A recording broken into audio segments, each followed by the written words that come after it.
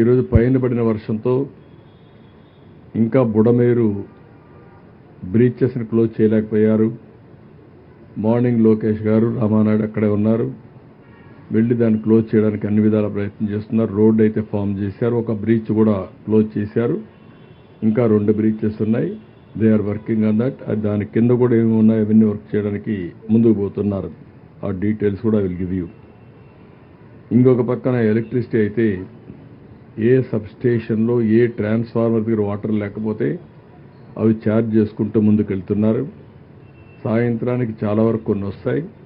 నీళ్లుంటే మాత్రం ఈ short circuit కానీ లేకపోతే ఏదైనా ప్రమాదం ఉంటుందనే ఉద్దేశంతో జాగ్రత్తగా వెళ్తున్నారు.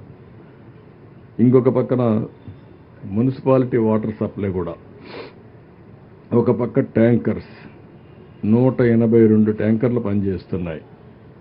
పెద్ద ఎత్తున వాటర్ కూడా సప్లై చేస్తున్నాం. ఈ 2 సప్లై చేస్తున్నాయి. ఎక్కడికక్కడ మున్సిపల్ వాటర్ సప్లై కూడా ఆపరేట్ చేయడం ప్రారంభించారు. దీనివల్ల 1-2 రోజులు ఆ నీళ్లు వాడడానికి వీలు లేదు. టెస్ట్ చేయాల్సిన అవసరం ఉంది. క్వాలిటీ మీద బురద ఉంటుంది, ఇలాంటివన్నీ ఉంటాయి కాబట్టి అవన్నీ సప్లై ఒక టెస్టింగ్ అయిన తర్వాతనే ఎప్పుడు వాడాలి కూడా చెప్తారు. కానీ స్నానానికి ఇటుకు వాడుకునేదానికి అవకాశం ఉంటుంది. ఇంకొక పక్కన 62 మెడికల్ క్యాంపులు కూడా పెట్టాం. ఈ మెడికల్ క్యాంపులు కూడా పెట్టి అక్కడికక్కడే వాళ్ళకి కావాల్సినవి కూడా ఇస్తున్నాం. ఇప్పటికే ఒక 50 దాకా ఫైర్ ఇంజిన్స్ వచ్చాయి. ఏవైతే ఇండ్లన్నీ కూడా క్లీన్ చేయడం పని ప్రారంభించారు. 2050 ఇంకొక 40-50 వస్తాయి. ఒక 100 పైన ఫైర్ ఇంజిన్స్ వచ్చి ఎక్కడికక్కడ ఈ బురద కానీ ఇన్సైడ్ హౌస్ అన్ని కూడా క్లీన్ చేసే బాధ్యత ఫైర్ ఇంజిన్స్ అన్నిటికీ అప్పచెప్పాం. ఆ పని కూడా చేస్తున్నారు. ఇంకొక పక్కన ఏదైతే 2100 మంది శానిటేషన్ వర్కర్స్ కూడా దించాం. వీళ్ళు కూడా ముమ్మరంగా పనిచేస్తున్నారు. ఇంకొక పక్కన ఏవైతే ప్రొక్లైన్స్ కూడా పెట్టి అదే మరి టిప్పర్స్ కూడా పెట్టి వేస్ట్ ఎక్కడైతే ఉంటుందో అవన్నీ కూడా క్లీన్ చేసే కార్యక్రమాన్ని పెద్ద ఎత్తున కూడా చేయమన్నాం. ఎక్కడ కూడా అపరిశుభ్రమైన ప్రాంతాలు లేకుండా చేయడం కోసం. ఇంకొక పక్కన ఎక్కడైనా కానీ మనుషులు చనిపోయి ఇంకెక్కడ బాడీస్ ఉంటే అవన్నీ తీసుకొచ్చే విధంగా పోస్ట్ మార్టం కూడా పూర్తి చేసి వాళ్ళ యొక్క బంధువులకు అప్పచెప్పే బాధ్యత కూడా తీసుకున్నాం. ఈరోజు చనిపోయిన వాళ్ళందరికీ 5 లక్షల రూపాయల ఎక్స్గ్రేషియా కూడా లీగల్ హైర్స్ ఎవరైతే ఉన్నారో వాళ్ళందరికీ ఇమ్మని చెప్పి స్పష్టమైన ఆదేశాలు ఇచ్చాం. ఇది కాకుండా ఎక్కడైనా ఎనిమల్ బాడీస్ కానీ ఉంటే అవి కూడా ఏ విధంగా చేయాలనో సైంటిఫిక్గా డిస్పోజ్ చేయడానికి ఒక కార్యక్రమం ఇచ్చాం. అది కూడా అనిమల్ హస్బెండరీ డైరెక్టర్ ఆధ్వర్యంలో ఈ పని కూడా చేస్తున్నారు. ప్రతిరోజు నేను ముందు చెప్పినట్టు రోజుకు 3 సార్లు IVRS తెప్పించుకుంటున్నాం. దాన్ని బేస్ చేసుకొని అన్ని కార్యక్రమాలు చేస్తున్నాం. దగ్గర 32 మంది IAS ఆఫీసర్లు పనిచేస్తున్నారు. ఇంకొక పక్కన మీరు చూస్తే 179 సచివాలయాలకి 179 మంది సీనియర్ ఆఫీసర్ని లేకపోతే IAS ఆఫీసర్ని మొత్తం కూడా ఇన్ఛార్జెస్గా పెట్టాం. నిన్న last night alone 9,09,191 food packets distribute చేశాం. ఇంకొక పక్కన ఈరోజు మీరు చూస్తే పెద్ద ఎత్తున మార్నింగ్కి అయితే 6 లక్షల ఫుడ్ పాకెట్స్ని డిస్ట్రిబ్యూట్ చేశాం. 8,50,000 బాటిల్స్ ఆఫ్ వాటర్ డిస్ట్రిబ్యూట్ చేశాం. 3 లక్షల లీటర్లు మిల్క్ కూడా డిస్ట్రిబ్యూట్ చేశాం. ఒక 5 లక్షల బిస్కెట్ పాకెట్స్ కూడా డిస్ట్రిబ్యూట్ చేశాం. అదే మరి మధ్యాహ్నం లంచ్ కూడా ఒక 5 లక్షల మందికి లంచ్ కూడా ప్రిపేర్ చేయమని చెప్పాం. అవి కూడా పంపించాం. అది కూడా డిస్ట్రిబ్యూషన్ జరుగుతూ ఉంది. ఇంకొక పక్కన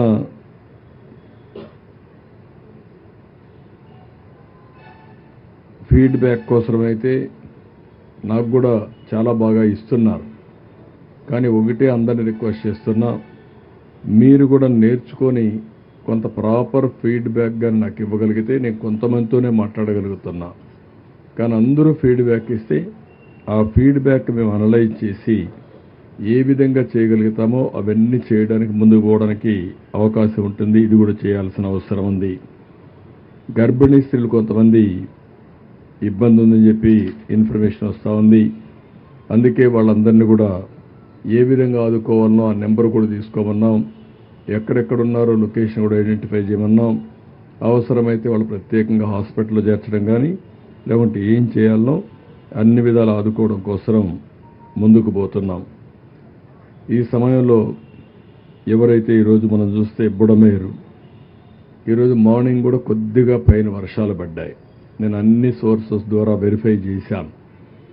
ఇప్పుడు మా వాళ్ళ పార్టీ వాళ్ళు కూడా చెప్పి చిన్ని ఆధ్వర్యంలో, ఎంపీ గారి ఆధ్వర్యంలో పైన ఎక్కడి నుంచైనా ఇన్ఫ్లో ఏం వస్తుందో కనుక్కోమన్నాను. డిపార్ట్మెంట్ సోర్సెస్ ద్వారా ఇన్ఫర్మేషన్ తెప్పించాం. వాసార్ ల్యాబ్లో కూడా వాళ్ళు ఒక అసెస్మెంట్ చేస్తారు. ఆ అసెస్మెంట్ చేసి పైన పడిన వర్షపాతం, క్యాచ్మెంట్ ఏరియాలో ఎంత వర్షం పడతా ఉంది, ఆ నీళ్లు ఇక్కడికి వస్తే ఎంత, ఇక్కడ అంటే ఫ్లడ్ ఏరియాలో ఎంత పెరుగుతుంది అనేది కూడా అసెస్ చేస్తున్నాం. అసెస్ చేసి ఒకవేళ అవసరమైతే ఎలాంటి అప్రమత్తం చేయాలనో అలాంటి అప్రమత్తం చేసే అవకాశం ఉంటుంది. 7 మిల్లీమీటర్స్ క్యాచ్మెంట్ ఏరియాలో వర్షం పడింది.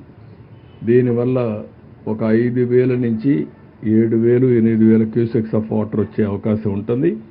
అది కూడా 3-4 గంటలే వస్తుంది. 3-4 గంటలంటే మొత్తం ఆవరేజ్న ఒక 0.6-7 టీఎంసీ ఆఫ్ వాటర్ మనకు వచ్చే పరిస్థితి వస్తుంది. అది కూడా అనలైజ్ చేసి ఎంత పెరుగుతుంది అనేది కూడా ఎప్పటికప్పుడు ప్రజలను అప్రమత్తం చేయడానికి ఇది కూడా ఉపయోగిస్తున్నాం.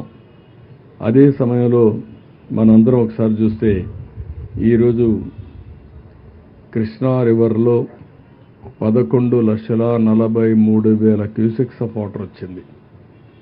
డిజైన్ చేసింది 11,90,000కి. ఇంకొక 40,000 కానీ పెరుగుంటే చాలా ప్రమాదం అయ్యేది. 11,43,000 క్యూసెక్స్ ఆఫ్ వాటర్కే భవానీపురంలో ఓవర్ఫ్లో అయింది. పైన కూడా కొన్ని బ్రీచెస్ అయ్యాయి. ఇబ్రహీంపట్నం అవతల అక్కడి నుంచి దగ్గర ఇబ్రహీంపట్నం నుంచి మూలపేట వరకు చాలా వరకు నేషనల్ హైవేకి నీళ్లు వచ్చాయి. పక్క గ్రామాలన్నీ మునిగిపోయే పరిస్థితికి వచ్చాయి. అయితే ఇక్కడ ఏదైతే భవానీపురంలో వచ్చిన నీళ్లు మొత్తం కొంత ప్రాంతాన్ని ముంచేశాయి. ప్రధానంగా మనకు వచ్చింది ఇది ఏదైతే ఈరోజు ఇక్కడ మనం అందరం ఇబ్బందులు పడ్డామో దీనికి ప్రధానమైన కారణం బుడమేరు. ఈ బుడమేరు అనేది ఎన్నో సంవత్సరాలుగా ఒక సమస్యగా తయారైంది విజయవాడకి. దీన్ని ఒకసారి చూసినప్పుడు ఈ సింగ్ నగర్ కానీ ఇవన్నీ కూడా చూస్తే బుడమేరుకి రెడ్డిగూడెం నుంచి కోతులవాగని, అదే మాదిరిగా గంగనీరు నుండి పులివాగని, మునగపాడు నుంచి భీమవాగని, మాధవరం నుంచి లోయవాగని, గడ్డుమడుగు లోయ ప్రాంతం నుండి దొర్లింత వాగని, ఇలాంటివన్నీ చిన్న చిన్న వాగులన్నీ కలిసి అది బుడమేరుగా వచ్చే అవకాశం వచ్చింది. అయితే 20 సంవత్సరాలుగా విజయవాడ టౌన్ కూడా అభివృద్ధి అవుతూ ఉంది. ఆక్రమణలు కూడా పెరిగిపోయినాయి. ఏదైతే ఈ యొక్క బుడమేరు నేరుగా వెళ్ళి కొల్లేరు సదర్స్కు ఈ నీళ్లు పోవాల్సిన అవసరం ఉంది. దానికి కూడా ఈ నీళ్ళన్నీ కూడా అక్కడ ఎర్రవాగు ఉంది, ఆ నీళ్లు కూడా వస్తాయి. దానికంటే కూడా ఈ వాగు నుంచి వచ్చే నీళ్లు అక్కడ ఉపయోగపడతాయి. కానీ ఏదైతే ఎక్కువగా ఎక్కడికక్కడ కట్టడాలు కట్టి అసలు వాగును పూర్తి చేసే పరిస్థితికి వచ్చారు. ఇది మనం చూసినప్పుడు ఒరిజినల్గా 11,000కి ఇది డిజైన్ చేశారు. ఇప్పుడు 70,000 క్యూసెక్స్ ఆఫ్ వాటర్ వచ్చే పరిస్థితి వచ్చింది. ఈ 70,000 క్యూసెక్స్ ఆఫ్ వాటర్ వచ్చినప్పుడు ఏ విధంగా నీళ్ళని కిందికి తీసుకుపోవడం అనేక విధాలుగా అనేక సంబంధాల్లో ఆలోచించారు. 1970లోనే దీన్ని రిపేర్ చేయాలని కూడా కొంత ప్రయత్నం చేశారు, ఎక్స్పాండ్ చేయాలనుకున్నారు. కానీ రాజశేఖర రెడ్డి ముఖ్యమంత్రిగా ఉన్నప్పుడు 2007-8లో బుడమేరు ప్రవాహాన్ని కుడికాలుకు మళ్లించాలని చెప్పి ప్రతిపాదన చేశారు. అది కూడా ఏమాత్రం పోలవరం రైట్ మెయిన్ కెనాల్కి తీసుకురావాలని ప్రయత్నం చేశారు. అది కూడా ప్రారంభించి మధ్యలోనే వదిలిపెట్టారు. అక్కడ BTPSలో ఏదో సమస్యలు వచ్చాయని.